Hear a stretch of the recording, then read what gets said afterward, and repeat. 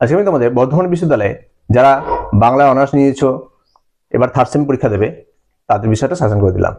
শুধু বাংলা অনার্স নয়, যারা বাংলায় পাশে রেখেছো অর্থাৎ মেজর বাংলা হিসাবে তোমরা রেখেছো, তাদের বিষয়টা শাসন করে দিলাম। তোমরা জানো তোমাদের থার্ড সেমিস্টারে মেজর দুটো পেপার, তার সাথে সেক পেপার। আমি মেজর দুটো পেপারে যে আছে, দুটো পেপার আমি আজকে একটা আপলোড করলাম, এরপরে আর একটা আপলোড করবো, আর সেক পেপারটা তার কয়েকদিন মধ্যেই আপলোড করবো, তোমরা সেগুলো দেখে নিও। তোমাদের এখানে সিলেবাস দেখেছো, যথেষ্ট বড় সিলেবাস। এত বড় সিলেবাসের মধ্যে থেকে তোমাদের এত কম টাইমের মধ্যে তৈরি করা যায় না।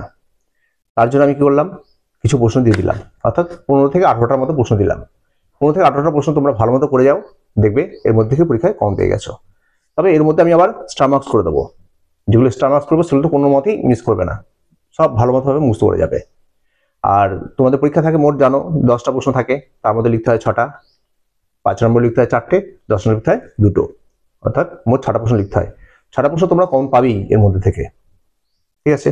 দেখো তোমাদের আমি কি দিয়েছি। তবে হ্যাঁ, একটা কথা বলে রাখি, তোমরা আমার চ্যানেলটা অবশ্যই সাবস্ক্রাইব করে রাখবে। তোমাদের দেখবে এইভাবে প্রত্যেকটা সেমিস্টারে, এর আগে নিশ্চয়ই 2 নম্বর সেমিস্টার, 1 নম্বর সেমিস্টার দিয়ে এসছো, সেখানে দেখেছো আমার সাবজেক্টগুলো নিশ্চয়ই ভিডিও তোমরা দেখেছো, বা যদি না দেখে থাকো একটু মিলিয়ে দেখবে যে সেগুলো কম পেয়ে যাচ্ছ তোমরা। এবারে যেটা দিচ্ছি সেটা তোমরা ভালো মতো মুখস্থ রাখবে। আর এরপর আমি আবার পরীক্ষার 1 মাস আগে লাস্ট মিনিট সাজেশন বলে শুধুমাত্র 10টা প্রশ্ন দেবো, অর্থাৎ পরীক্ষা 10টা আছে, 10টা প্রশ্নই দেবো। সে 10টা ভালো মতো করে যাবে, তোমাদের 6টা লিখতে হয়, 6টা কম পেয়ে যাবে। প্রথম প্রশ্ন যেটা দিলাম তোমাদের, এটা ভেরি ইম্পর্টেন্ট, এটা পরীক্ষায় পেয়ে গেছো, ডবল স্টার করে রাখো যে এটা তোমাদের 10 নম্বরে হোক বা 5 নম্বরে হোক, একটা প্রশ্ন তোমরা পকেট করে নিলে। প্রথম প্রশ্নই সেটা কি, সাধু ভাষা ও চলিত ভাষা কাকে বলে, উভয়ের বৈশিষ্ট্য এবং পার্থক্য লেখো। তাহলে কি দিলাম, সাধু ভাষা ও চলিত ভাষা কাকে বলে, উভয়ের বৈশিষ্ট্য অর্থাৎ সাধু ভাষা বৈশিষ্ট্য, চলিত ভাষা বৈশিষ্ট্য, এবং উভয়ের পার্থক্য অর্থাৎ সাধু ভাষা এবং চলিত ভাষার পার্থক্য লেখো। ঠিক আছে, ভেরি ইম্পর্টেন্ট, এটা তোমরা কোনো মতেই মিস করবে না, পরীক্ষায় পেয়ে গেছো।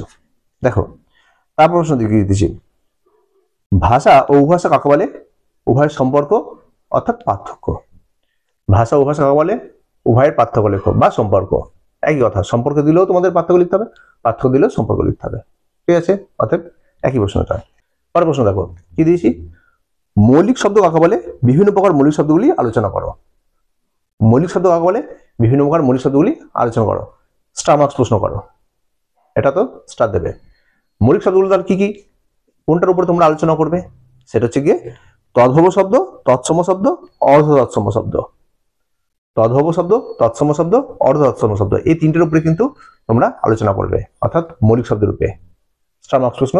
দেখো পরের প্রশ্ন, উপভাষা কাকে বলে, উপভাষা সৃষ্টির কারণ, বিভিন্ন প্রকার উপভাষার ভাষাত্মিক পরিচয় দাও। তাহলে কি দিয়েছি, উপভাষা কাকে বলে, উপভাষা সৃষ্টির কারণ এবং বিভিন্ন প্রকার উপভাষার ভাষাত্মিক বৈশিষ্ট্য। এই যে বিভিন্ন প্রকার দিলাম, যে তোমাদের সব মুখস্থ রাখতে হবে না, আমি কয়েকটা উপভাষা দিচ্ছি, এই কটাই করে যাও, পেয়ে যাবে কমন। কি দিচ্ছি দেখো, এক যে দেবে কামরূপী দেখবে, বরেন্দ্রী দেখবে, বঙ্গালী দেখবে। কামরূপী, বরেন্দ্রী আর বঙ্গালী, এই তিনটে তোমরা ভালো মতো হবে দেখে যাও, এর মধ্যেই কমন পেয়ে যাবে। ঠিক আছে, মার্কস। পরের প্রশ্ন, গঠন অনুযায়ী বাক্য কয় প্রকার ও কি কি, গঠন অনুযায়ী বাক্য কয় প্রকার ও কি কি আলোচনা করো। ইম্পর্টেন্ট প্রশ্ন, স্টার করে নাও এটাও। তারপরে ধ্বনি পরিবর্তনের রীতি বা ধারা বা প্রকৃতি সম্পর্কে আলোচনা করো। ধ্বনি পরিবর্তনের রীতি বা ধারা সম্পর্কে আলোচনা করো। তোমরা টিকা হিসাবে কিছু প্রশ্ন দেখে যাবে, কি দেখবে টিকা হিসাবে, নোট করে নাও।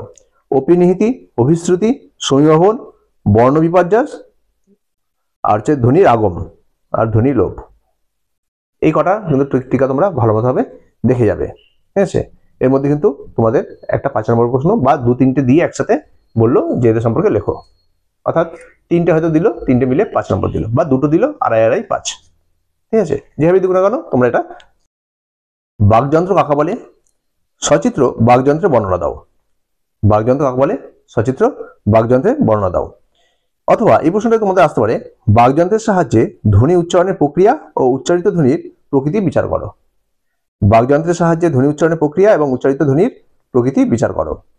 তারপর প্রশ্ন দেখো, ব্যঞ্জন ধ্বনির উচ্চারণের স্থান অনুযায়ী বর্গীকরণ সম্পর্কে লেখো। এটা তোমরা স্টার মার্কস করো। ঠিক আছে, এটা কিন্তু পরীক্ষায় প্রায় চলে এসছে ধরো।